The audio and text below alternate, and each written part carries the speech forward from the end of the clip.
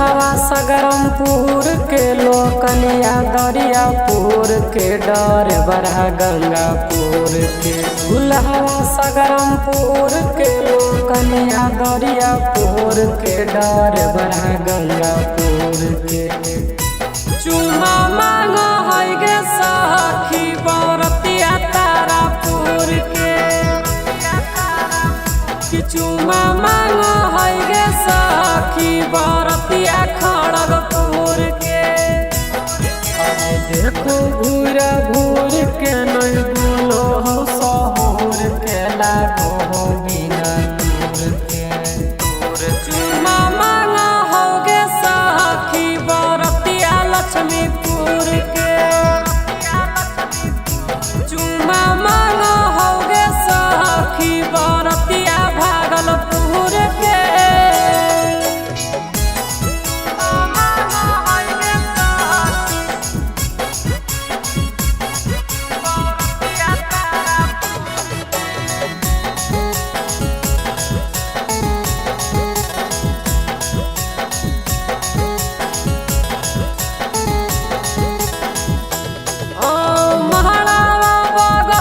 बैठी बोलो है फुटानी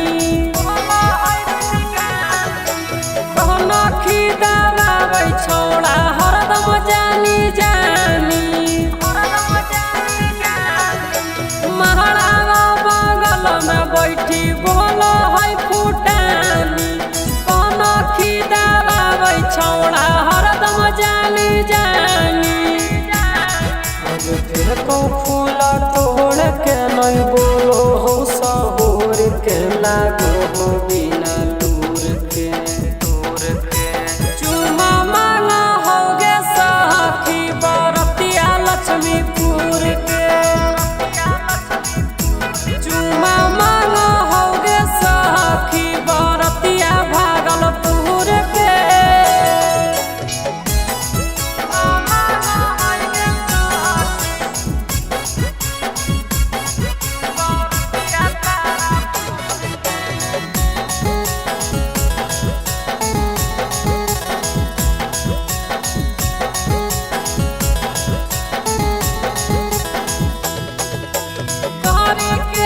सारा हमारा बगल में बोलावो है।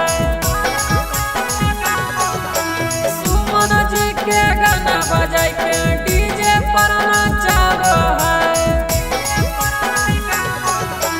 तोहरी के इशारा हमारा बगल में बोलावो है। सुमन जी के गाना बजाई के डीजे पर नचावो है। सगरम